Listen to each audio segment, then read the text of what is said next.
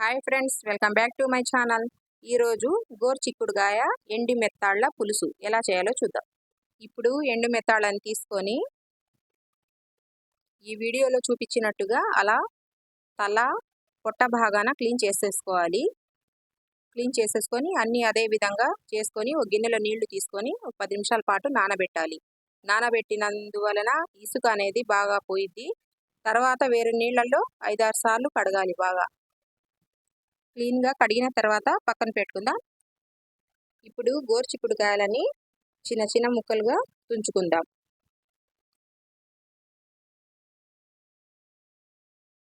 అన్నీ అలాగే తుంచుకొని ఒక గిన్నెలో వేసి నీళ్లు పోసి శుభ్రంగా కడిగి ఓ ప్లేట్లోకి తీసుకుందాం. ఇప్పుడు ఒక గిన్నెలో కొద్దిగా చింతపండు వేసి నీళ్లు పోసి ఒకసారి శుభ్రంగా కడిగి ఇంకోసారి నీళ్లు పోసి పెట్టాలి.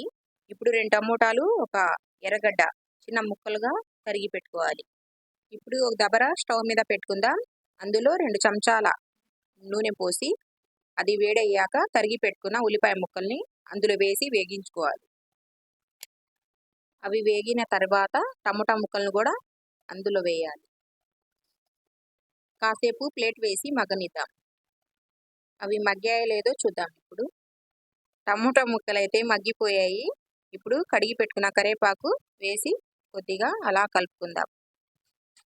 తర్వాత కడిగి పెట్టుకున్న మెత్తాళ్ళని అందులో వేసి 1/4 టీ స్పూన్ పసుపు, కారానికి సరిపడా కారం, కొద్దిగా ఉప్పు వేసి అలా కలుపుకొని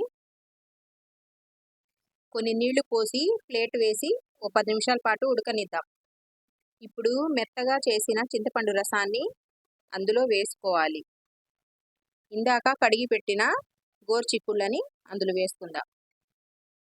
అన్నీ వేసేసి అలా కలిపి కొద్దిగా నీళ్లు పోసి కాసేపు ప్లేట్ వేసేసి కాసేపు ఉడకనిద్దాం. ఆ నీరన్నీ కొద్దిగా ఇనికేంత వరకు. ఇప్పుడు ప్లేట్ తీసి చూద్దాం కూర ఉడికిందో లేదో.